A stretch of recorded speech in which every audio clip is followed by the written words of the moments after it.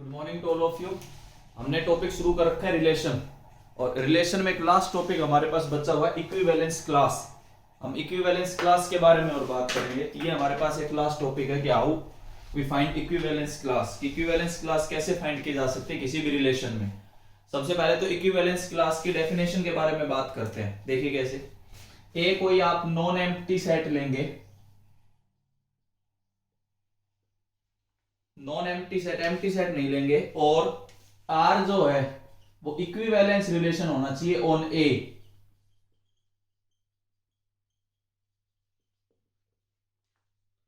ए कोई non empty set है और आर जो है वो इक्विवेलेंस रिलेशन है ए पे।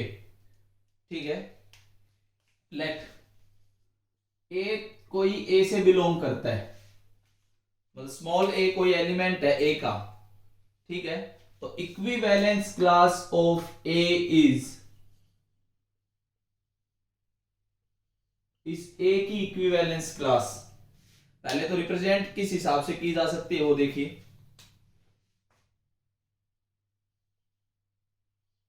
या तो आप ऐसे लिखोगे या फिर ऐसे लिखोगे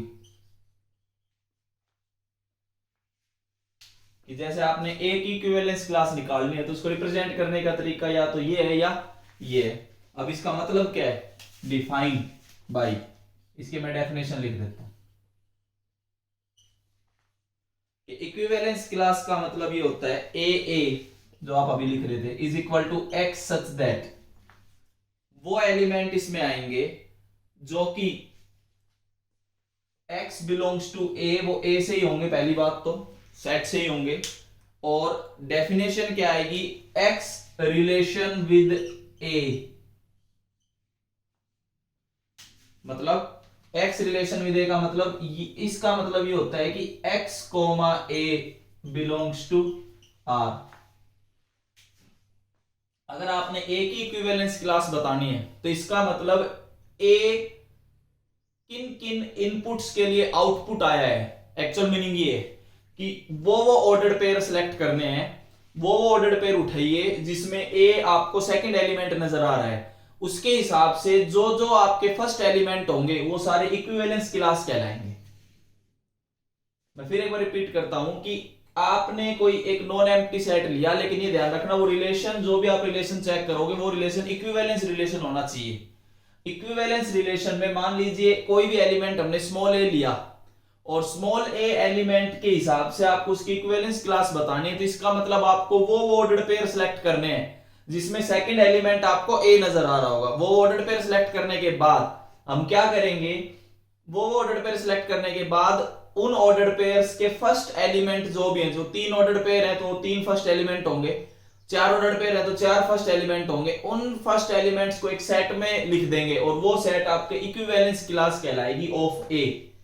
ये ध्यान रखना, ए आउट सेकंड एलिमेंट है, उसके कॉरस्पॉन्डिंग जो फर्स्ट एलिमेंट होंगे, मतलब देखो सिंपल सी बात ये है, फिर एक बार मैं रिपीट करता हूं। इक्विवेलेंस क्लास का मतलब ऑर्डर्ड पेयर आपने लिए, उस ऑर्डर्ड पेयर में ए जो है वो सेकंड एलिमेंट है। अब इसकी जो पॉसिबल वैल्यूज हैं, पॉसिबल वैल्यूज ऑफ एक्स, ये जो है ये आपका क्या कहलाएगा? Equivalence class of A. Possible values of X is equivalence class of A. या तो ऐसे रिप्रेजेंट कर दो या ऐसे रिप्रेजेंट कर दो, ये तो इक्विवेलेंस क्लास का मीनिंग हुआ। देखिए एक एग्जांपल करते हैं, एग्जांपल की हेल्प से आपको और क्लियर होगा कि कैसे इक्विवेलेंस क्लास फाइंड की जाती है, वो देखते हैं। देखिए एक दो क्वेश्चंस करते हैं इक्विवेलेंस क्लास के।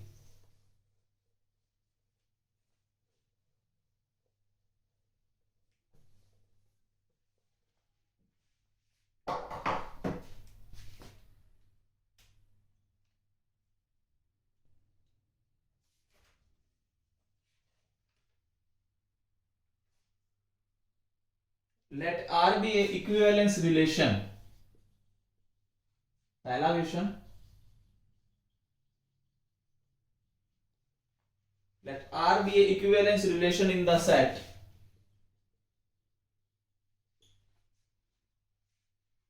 A 0 1 2 3 4 5 given by relation R is equal to A comma B 2 divides A minus B, ये कंडीशन दे दी। इसके बाद बोला राइट द इक्विवेलेंस क्लास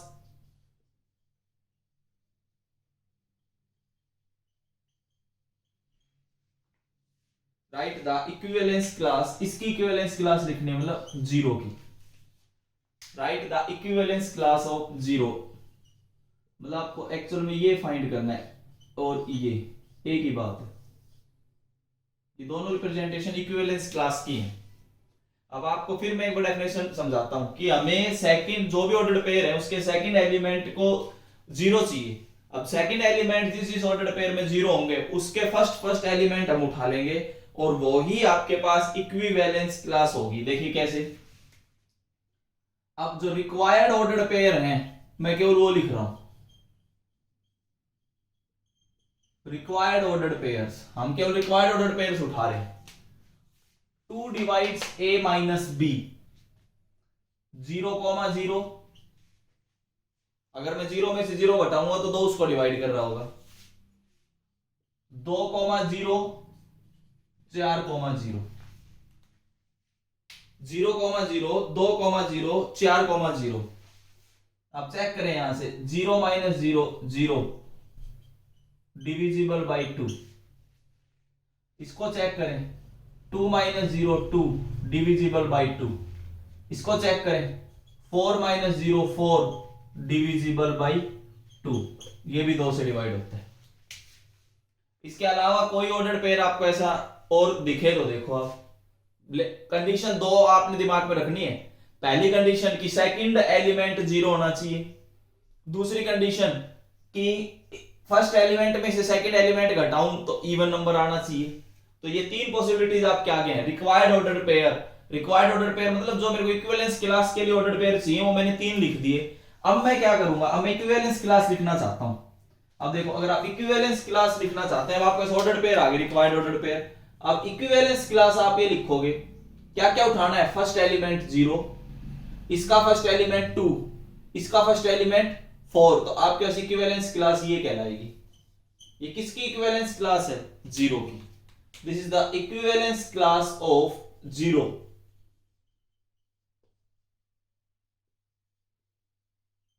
जो ऊपर आपको रिलेशन नजर आ रहा है, इस रिलेशन में 0 की इक्विवेलेंस क्लास है 0 2 और 4। जो बच्चे एक बार लाइव क्लास में जुड़े हुए हैं, अगर इक्विवेलेंस क्लास का टॉपिक अच्छे से समझ आया, एक बार रेज योर हैंड।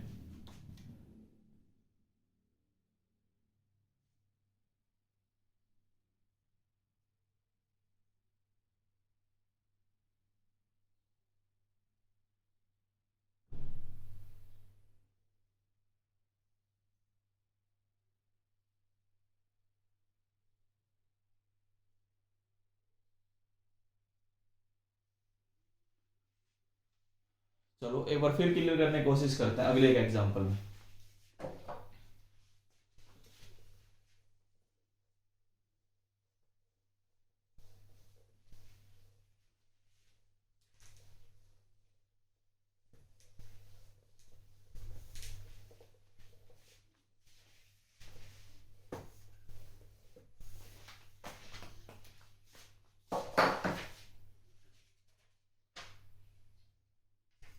एक एग्जांपल ये लेते हैं, देखिए let a is equal to 1 2 3 4। let R be the equivalence relation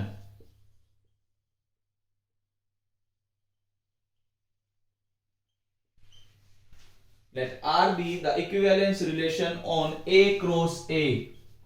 double ordered pair वाला रिलेशन हो गया, ध्यान रखना। Define by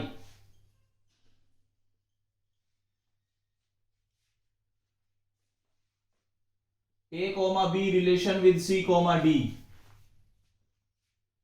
A plus D is equal to B plus C, ये कंडीशन है। Find the equivalence class of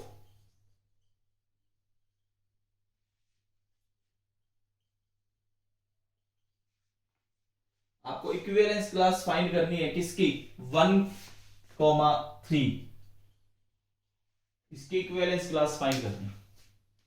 देखिए मतलब हमें ये फाइंड करना है या इसको ऐसे भी लिख सकते हैं, हमें ये बताना है। अब इसके लिए समझना हो, इसका मतलब C, D की वैल्यू हमारे पास दे दी क्या 1,3। भाई आउटपुट जो है वही तो हमें ये लेके चलना होता है, मतलब सेकंड जो एलिमेंट है वो तो ये लेोगे। अब इसमें डबल ऑर्डर पे है, रिलेशन से पहले ये है, रिलेशन के बाद ये है, तो R के बाद जो लिखा हुआ है वो आपका गिवन है 1,3। इसका मतलब ये हुआ कि C की वैल्यू तो 1 है और D की वैल्यू 3 है। आप इस कंडीशन को लेके चलोगे। अब A plus B is equal to B plus C ये कंडीशन गिवन है। अब इसमें हम क्या करेंगे, A प्लस D, D की जगह क्या रखा 3, B प्लस C की जगह 1, A minus B is equal to -2। A minus B is equal to -2। अब हमें वो ऑर्डर्ड पेयर चाहिए जो इस कंडीशन को सेटिस्फाई करते हो। इस कंडीशन को सेटिस्फाई करने वाले ऑर्डर्ड पेयर वहां से देखिए, अगर मैं 1,3 कर दूं एंड 2,4 कर दूं, तो दो ऑर्डर्ड पेयर ऐसे होंगे जो इस कंडीशन को सेटिस्फाई कर रहे होंगे। इसका मतलब देखो एक्चुअल में लिखना क्या है, 1,3 relation with 1,3 and 2,4 relation with 1,3। आप चेक कर लो, इस पे कंडीशन लगाओ A plus D 1 plus 3 4, 3 plus 1 4 right. इस पे लगाओ A प्लस डी 5 5 ये भी राइट। और दोनों में आपको आउटपुट में क्या नजर आ रहा है 1 3 और 1 3। इसका मतलब आपके पास इक्विवेलेंस क्लास ये आई 1,3 और 2,4। उसके लिए जो इनपुट दी गई है आउटपुट आपके पास गिवन मिलेगी हमेशा इक्विवेलेंस क्लास, जिसकी भी फाइंड करनी वही आउटपुट है। उस आउटपुट के हिसाब से जो इनपुट होगा वो आपका इक्विवेलेंस क्लास होगा। अब इक्विवेलेंस क्लास फाइंड करनी थी किसकी A13 की, इसकी इक्विवेलेंस क्लास पहला ऑर्डर पेयर 1 3, दूसरा order pair 2 4 is the answer. जिसकी इक्विवेलेंस क्लास फाइंड करनी उसको आउटपुट लो, उसके कॉरेस्पॉन्डिंग रिलेशन की कंडीशन लगाते हुए इनपुट फाइंड कीजिए और उस इनपुट को एक सेट में लिखोगे तो वो उसकी इक्विवेलेंस क्लास कहलाएगी। एक बार मैंने दो एग्जांपल अभी तक आपको समझाए, ठीक है। मैं एक बार फिर से एक बार पूछना चाहूंगा जो बच्चे लाइव में जुड़े हुए हैं, क्या उनको इक्विवेलेंस क्लास अच्छे से समझ आ रहा है? जिस बच्चे को आ रहा है प्लीज रेज योर हैंड।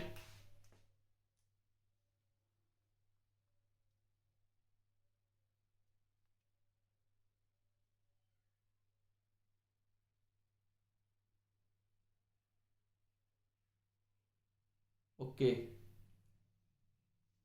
चलिए आगे बढ़ते हैं। देखिए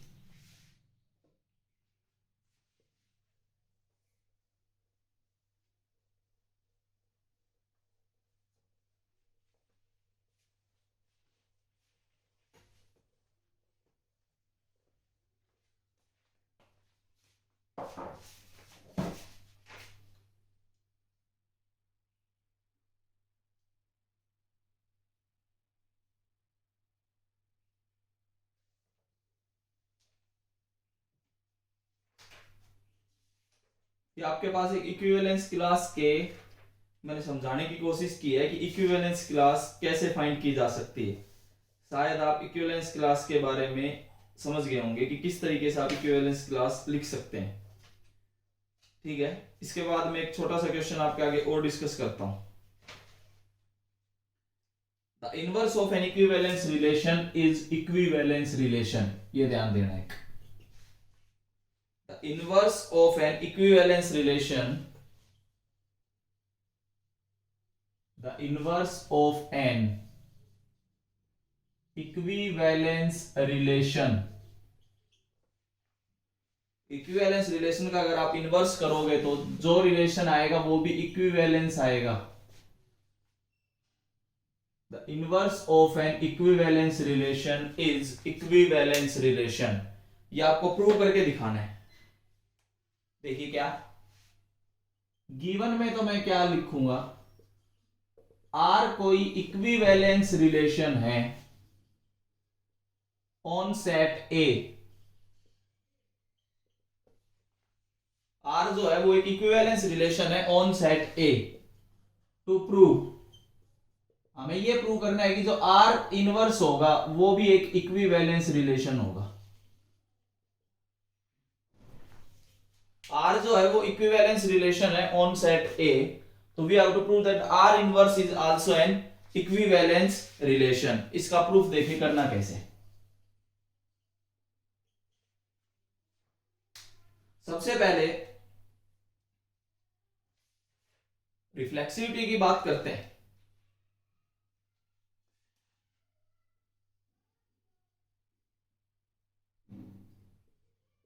रिफ्लेक्सिव के लिए बात करेंगे, ये ध्यान रखना आर जो है वो इक्विवेलेंस रिलेशन है, मतलब वो रिफ्लेक्सिव भी है, सिमेट्रिक भी है और ट्रांजिटिव भी है।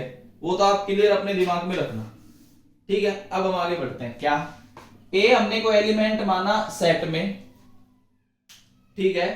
अब since R is reflexive, R reflexive given है, सिंस आर इज रिफ्लेक्सिव ये गिवन है, इसका मतलब a comma A belongs to R. अगर इसका उल्टा करूं, this implies a comma A belongs to R inverse. R inverse की डेफिनेशन क्या होती है, देखो एक बार इधर सुनो। अगर आप आर इनवर्स में फिर एक बार समझा देता हूं, आर इनवर्स क्या होता है। इफ आर इनवर्स एक्चुअल में ये होता है कि आपने b कोमा ए ऑर्डर पेयर लिया इसमें, लेकिन इस पे कंडीशन ये होती है कि a comma B belongs to R. ये आर इनवर्स होता है कि अगर a कोमा बी रिलेशन में है तो आर इनवर्स में उस सारे के सारे ऑर्डर पेयर आपने उल्टे करने हैं। अब ये देखिए, अब a कोमा ए का उल्टा तो a कोमा ए होगा, और a कोमा ए क्यों है रिलेशन में, क्योंकि रिलेशन तो रिफ्लेक्सिव गिवन है, तो a comma a R inverse में भी होगा, तो इसका मतलब आर इनवर्स क्या आ गया आपके पास, रिफ्लेक्सिव। हमने रिफ्लेक्सिव प्रूव कर दिया आर इनवर्स को। This implies are inverse is reflexive. आपको ये प्रूव करना है, मैं फिर एक बार रिपीट कर रहा हूं कि आर एक इक्विवेलेंस रिलेशन है, तो उसका इनवर्स भी हमेशा इक्विवेलेंस रिलेशन होगा, ये ध्यान रखना, ठीक है। सेकंड अब देखो, ये तो सारा रिफ्लेक्सिव का था। अब मैं आपको सिमेट्रिक का समझाता हूं। सिमेट्रिक में आप कैसे करोगे, ये देखिए। अगर आप सिमेट्रिक की बात करते हैं, सिमेट्रिक में आप एक बात ध्यान देना कि गिवन में आप ये मानोगे कि a comma b R inverse में है, और प्रूव आपने ये करना है कि b कोमा ए किस में आना चाहिए, आर इनवर्स में, तभी तो आर इनवर्स सिमेट्रिक होगा। अब इसके प्रूफ के लिए आप क्या करोगे, इसका प्रूफ देखिए। आपके पास ये है a कोमा बी रिलेशन में है, इनवर्स में है। जब आप इसका प्रूफ करने लगते हो तो v है और a comma B belongs to R inverse, ये तो मान के चल रहे हैं, ये तो गिवन है, और ये प्रूव करना है। अगर a comma b R inverse में है तो इसका मतलब b कोमा ए किस में होगा, आर में। ये तो डेफिनेशन ही है, ये तो बाय डेफिनेशन है, अगर ये इनवर्स में है तो ये आर में मिलेगा। अब सिंस आर इज सिमेट्रिक, ये तो गिवन है, क्योंकि आर तो इक्विवेलेंस रिलेशन है, तो आर तो सिमेट्रिक गिवन है। ये चीज आई है डेफिनेशन से, वो लिखी हुई डेफिनेशन। ये कहां से आता है, ये वाला पार्ट इधर से आया है, ये लिखा हुआ कि आर इनवर्स की क्या डेफिनेशन है। अब अगर a comma b R inverse में है तो b कोमा ए आर में मिलेगा, और r कैसा रिलेशन है, सिमेट्रिक। अगर r सिमेट्रिक है तो इसका मतलब a कोमा बी भी किस में मिलेगा, आर में। अगर a कोमा बी आर में है तो बाय डेफिनेशन b कोमा ए किस में मिलेगा, आर इनवर्स में। ये तो r और आर इनवर्स की डेफिनेशन है। इसका मतलब आर इनवर्स क्या है आपके पास, सिमेट्रिक। देखो प्रूव करना कुछ भी आ सकता है, थोड़े से कंसेप्ट आप अपने समझो, उनको क्लियर करो, वही अप्लाई करने होते हैं। मैं एक बार फिर रिपीट कर रहा हूं, सिमेट्रिक में क्या था कि हमें आर इनवर्स को सिमेट्रिक प्रूव करना है। इसका मतलब गिवन में तो है कि A comma b R inverse का पार्ट है, और हमें यह प्रूव करके दिखाना है कि बी कोमा ए किसका पार्ट होगा, आर इनवर्स का। यह आपके पास गिवन है और ये प्रूव करके दिखाना है। हमने क्या लिया, ए कोमा बी आर इनवर्स का पार्ट है, ठीक है। डेफिनेशन ये कहती है कि अगर A comma b R inverse में है तो बी कोमा ए आर में होगा। ये तो हमारे पास आर और आर इनवर्स के हिसाब से डेफिनेशन है, ठीक है। अगर बी कोमा ए आर में है और आर कैसा रिलेशन है, सिमेट्रिक, क्योंकि गिवन है। अगर आर सिमेट्रिक है और बी कोमा ए आर में है तो ए कोमा बी भी किस में होगा, आर में होगा। अब आप लगा दो फिर से डेफिनेशन, अगर ए कोमा बी आर में है तो इसका मतलब बी कोमा ए किस में होगा, आर इनवर्स में, और बी कोमा ए अगर आर इनवर्स में है तो इसका मतलब आर इनवर्स कैसा रिलेशन है, सिमेट्रिक। यहां तक तो हमने दो प्रूव कर दिए, रिफ्लेक्सिव और सिमेट्रिक। और आगे बढ़ते हैं, एक और करना है, ट्रांजिटिव। ट्रांजिटिव और सुनिए,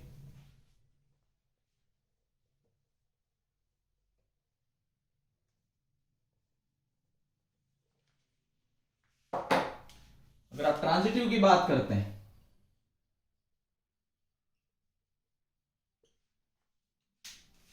ट्रांजिटिव में देखो, गिवन में मैं लिख लेता हूं क्या क्या है।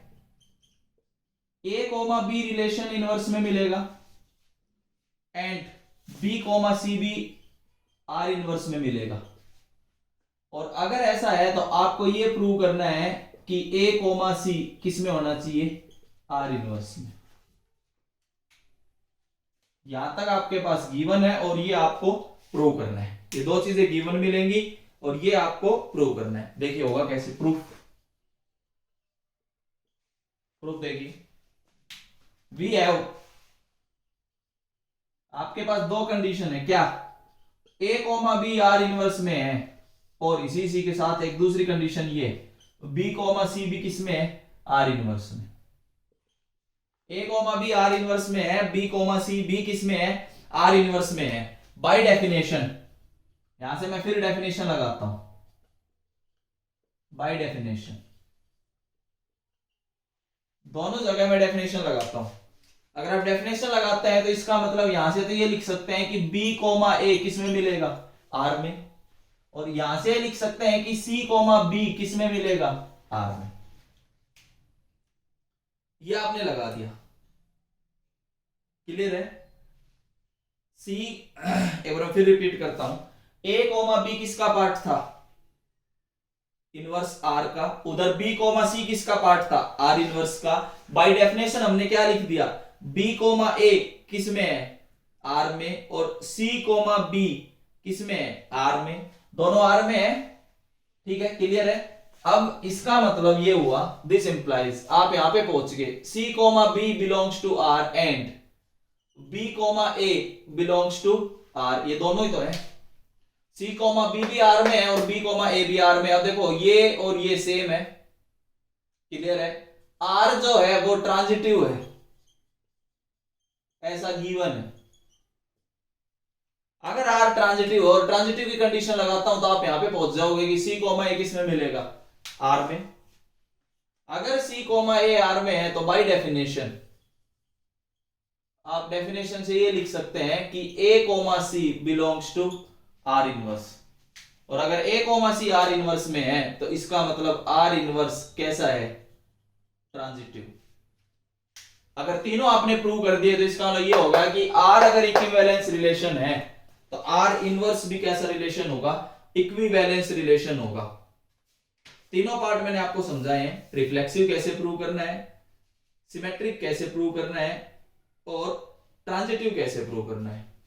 बताइए, ये रिजल्ट याद रख लोगे। The inverse of N equivalence relation is an equivalence relation with proof. मैंने आपको समझाने की कोशिश की है, इसमें दो ही कंसेप्ट याद रखने के, तो डेफिनेशन के साथ और एक गिवन कंडीशन लगा रहा हूं। डेफिनेशन तो जो साइड में लिखी हुई थी उसका यूज करना है, और गिवन कंडीशन में क्या है कि आर की कंडीशंस को यूज करते चलिए, क्योंकि आर एक इक्विवेलेंस रिलेशन गिवन है। हाँ भाई, एक बार फिर से मैं लाइव क्लास के बच्चों के साथ पूछना चाहूंगा कि ये टॉपिक इसको समझ आया, प्लीज रेज योर हैंड।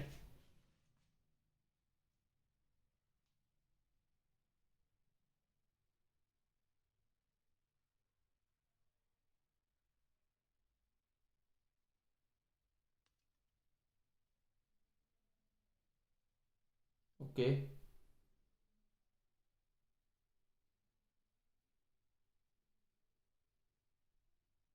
चलो और आगे हम बात करते हैं।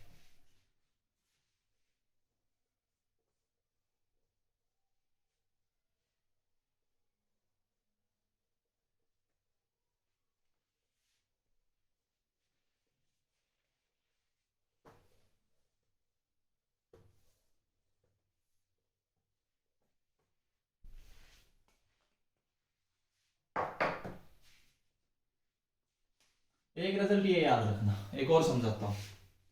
The union of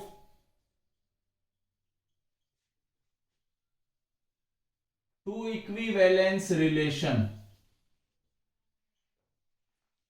the union of two equivalence relation on a set is not necessarily an equivalence relation.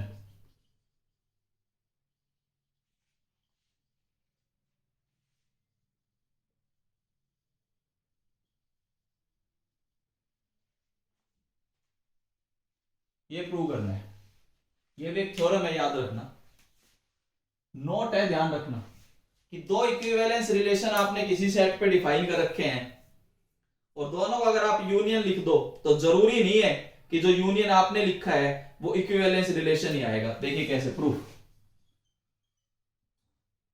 आपने एक सेट लिया ए बी सी, इस पे मैं दो रिलेशन लिखता हूं, R relation from A to A से ए में आपके पास रिलेशन, उसको आर लिख रहा हूं, relation from A to a, R और एस। मैं आपके आगे दो रिलेशन लिखता हूं। देखो सबसे पहले हम आर को लिखते हैं। आर जो रिलेशन है उसमें मैंने लिखा ए बी बी सी सी,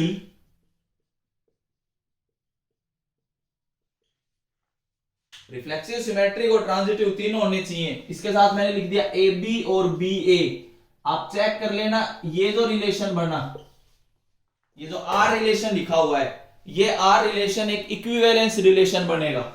आप कंडीशन चेक कर सकते हैं, आपको पहले समझा चुका हूं मैं।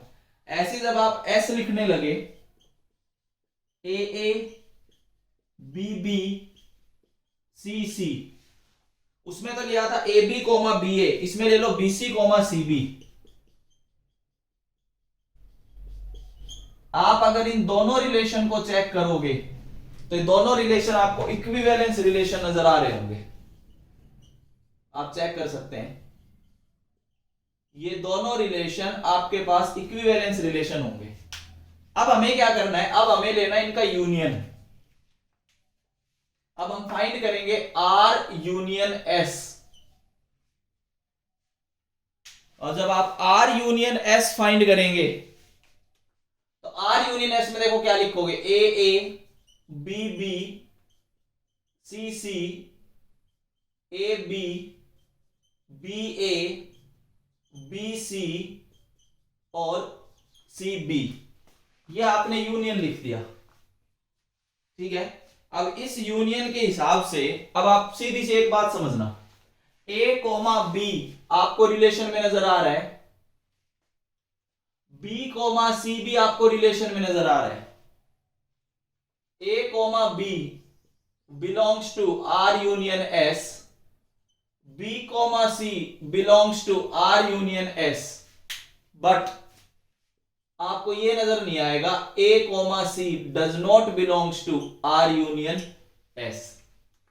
ए कोमा बी भी आर यूनियन एस में आया, बी कोमा सी भी आर यूनियन एस में आया, लेकिन ए कोमा सी जो है वो आर यूनियन एस में नजर नहीं आ रहा। तो इसका मतलब ये हुआ this is not equivalence relation, ये इक्विवेलेंस रिलेशन नहीं है। तो देखो मैंने आपको कई बार पहले भी बताया है, कोई चीज अगर फॉल्स प्रूव करनी है, इसमें फॉल्स ही तो प्रूव करना था कि इक्विवेलेंस रिलेशन नहीं है। अगर कोई चीज मेरे को फॉल्स प्रूव करनी है तो उसको मैं इस तरीके से प्रूव कर सकता हूं किसी एग्जांपल से। कोई चीज ट्रू प्रूव करनी है, अगर ट्रू प्रूव करनी है तो आप हमेशा थ्योरेटिकल वे में बात करो, जैसे पिछले क्वेश्चन में मैंने किया क्या कि अगर आर इक्विवेलेंस है तो आर इनवर्स भी इक्विवेलेंस होगा। इसमें मैंने क्या लिखा कि दो इक्विवेलेंस रिलेशन ले लो आप, उसका यूनियन जरूरी नहीं है कि इक्विवेलेंस आए। ये आपका दूसरा रिजल्ट था। एक रिजल्ट हमें और डिस्कस करना है, ताकि हम एक रिलेशन के पार्ट को खत्म करें। कल से फिर हम फंक्शन के पार्ट को शुरू करेंगे। एक रिजल्ट और देखिए फटाफट, ये तीनों रिजल्ट्स आपने याद रखने हैं। रिजल्ट जरूर याद होने चाहिए कि यूनियन जरूरी नहीं है इक्विवेलेंस आए, हाँ इनवर्स हमेशा इक्विवेलेंस आएगा, ठीक है।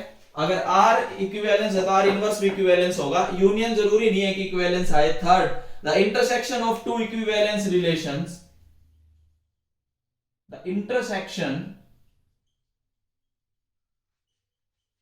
ऑफ टू इक्विवेलेंस रिलेशन, दो आपने इक्विवेलेंस रिलेशंस लिए,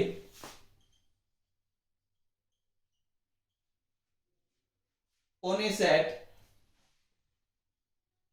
is equivalence relation, is equivalence relation। ये ध्यान रखना कि इंटरसेक्शन जो है वो हमेशा इक्विवेलेंस देगा। यूनियन जरूरी नहीं है इक्विवेलेंस दे, इनवर्स भी हमेशा इक्विवेलेंस देगा। इसका प्रूफ देखिए, प्रूफ किसी का भी फाइनल पेपर में पूछा जा सकता है। वैसे रिजल्ट आपने कंपटीशन के लिए याद रखना है, ठीक है। सबसे पहले हम क्या करेंगे, गिवन में हम क्या मान के चल रहे होंगे, आर जो है वो इक्विवेलेंस रिलेशन है ऑन सेट ए, एस जो है वो इक्विवेलेंस रिलेशन है on set a. To prove, हमें यह प्रूव करना है कि आर इंटरसेक्शन एस जो है वो कैसा रिलेशन होगा, इक्विवेलेंस रिलेशन। यूनियन जरूरी नहीं होता इक्विवेलेंस आए, इनवर्स हमेशा इक्विवेलेंस आता है। तीसरा रिजल्ट एक ये है कि इंटरसेक्शन बी हमेशा इक्विवेलेंस आएगा। देखो फटाफट, हम सबसे पहले रिफ्लेक्सिविटी की बात करेंगे, तीनों पार्ट में समझा दूंगा, 3-4 मिनट का काम है केवल। रिफ्लेक्सिव में देखिए आप क्या लेके चलोगे, ए कोई एलिमेंट है ए का। अब आपको यह पता है कि आर एंड एस कैसे रिलेशन है, रिफ्लेक्सिव, तो गिवन है। इसका मतलब यह हुआ कि ए कोमा ए किस में होगा, आर में भी होगा, और ए कोमा ए किस में होगा, एस में भी होगा। अगर ए कोमा ए आर में भी है और ए कोमा ए एस में भी है, तो इसका मतलब ए कोमा ए दोनों में है, तो दोनों के इंटरसेक्शन में भी होगा। अगर इंटरसेक्शन में है तो इसका मतलब आर इंटरसेक्शन एस कैसा रिलेशन है, reflexive relation. R intersection S reflexive आएगा। ए किसी ए सेट का एक एलिमेंट ए लिया, आर और एस रिफ्लेक्सिव है, तो इसका मतलब डबलेट आर में भी है और डबलेट एस में भी है। अब दोनों में है तो इसका मतलब दोनों के इंटरसेक्शन में, अगर दोनों के इंटरसेक्शन में डबलेट आ गए तो इसका मतलब इंटरसेक्शन कैसा रिलेशन है, रिफ्लेक्सिव रिलेशन है। ये रिफ्लेक्सिव की कंडीशन प्रूव होती है। सेकंड आप देखिए, सेकंड आप सिमेट्रिक की बात करेंगे।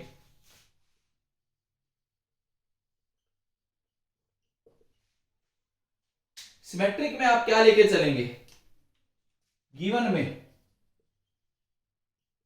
a comma b belongs to r intersection s, to prove b comma a belongs to r intersection s। a comma b अगर r intersection s में है तो b comma a आपको r intersection s में prove करना है। देखिए फटाफट कैसे करेंगे, a comma b किस में है, r intersection s में। इंटरसेक्शन में है तो दोनों में होगा, a comma b belongs to r and a comma b belongs to s। अब r क्या है, सिमेट्रिक गिवन है, यहां पे मैं लिख सकता हूं r एंड s कैसे रिलेशन है, सिमेट्रिक। ये तो गिवन कंडीशन में है। अगर सिमेट्रिक है तो इसका मतलब आप ये लिख सकते हो कि b कोमा a रिलेशन में r में है और b कोमा a किस में है, s में है। इनका उल्टा कर सकते हैं क्योंकि r और s आपके पास सिमेट्रिक गिवन है ये, ठीक है। अगर दोनों में है तो दोनों के इंटरसेक्शन में भी होगा, और यही हमें प्रूव करना था। इसका मतलब r इंटरसेक्शन s कैसा रिलेशन है, सिमेट्रिक रिलेशन। इस तरीके से आप सिमेट्रिक प्रूव कर सकते हैं। थर्ड एक हमारे पास बचा है लास्ट, ट्रांजिटिव। ट्रांजिटिव और देखते हैं फटाफट कि ट्रांजिटिव कैसे प्रूव करोगे। तो 3 रिजल्ट आपने जरूर याद रखने हैं, इनवर्स का, यूनियन का और इंटरसेक्शन का। आपके पास तीसरा आएगा ट्रांजिटिव। ट्रांजिटिव में हम क्या करेंगे, हमारे पास गिवन क्या रहेगा, a comma b r intersection s में है, b comma c r intersection s में है। आपको यह प्रूव करना है, टू प्रूव कि A comma C belongs to R intersection S, कि ए कॉमा सी किस में होगा, आर इंटरसेक्शन एस में होगा। देखिए कैसे, फटाफट स्कोर करते हैं, एक लास्ट यही बच्चा है बस। We have a comma b किस में चल रहे हैं, आर इंटरसेक्शन एस में, और बी कॉमा सी भी किस में चल रहा है, आर इंटरसेक्शन एस में। इसको मैं क्या लिख सकता हूं, A comma B belongs to R and A comma B belongs to S. इसको क्या लिख सकते हैं, B comma C belongs to R and B comma C belongs to S. इन चारों को मैं थोड़ा सा रीराइट करके लिखता हूं। अगर आप रीराइट करके लिखें तो देखो आपके पास क्या बनेगा, दो ब्रैकेट में बना लेता हूं। पहले ब्रैकेट में मैं लिख रहा हूं A comma B belongs to R and B comma C belongs to R. इसको और इसको उठा दिया मैंने, एक और एक दो, क्योंकि चारों ही तो एक साथ लाई कर रहे हैं, दोनों आर में है, ये भी आर में और ये भी आर में। मैंने आर का लिख दिया, अब मैं एस का और लिख देता हूं। बचे हुए आपके पास एस में एक साथ लिख लो। इसके बाद अब आप ये लिख सकते हैं कि आर एंड एस कैसे रिलेशन है, ट्रांजिटिव, ये तो गिवन है। अगर आर और एस ट्रांजिटिव है तो इनकी जगह आप पहले ब्रैकेट में क्या लिख सकते हैं, A comma C belongs to R and दूसरे ब्रैकेट में क्या लिख सकते हैं, A comma C belongs to S. इसका मतलब दोनों में है तो दोनों के इंटरसेक्शन में होगा, A comma C belongs to R intersection S. इसका मतलब ये कैसा रिलेशन है, ट्रांजिटिव। इस तरीके से आप तीनों प्रूव कर सकते हैं कि रिफ्लेक्सिव भी होगा, सिमेट्रिक भी होगा और ट्रांजिटिव भी होगा। कल से हम फंक्शन शुरू करेंगे, रिलेशन की लास्ट वीडियो थी आपके आगे मैं डाल चुका हूं। Thank you.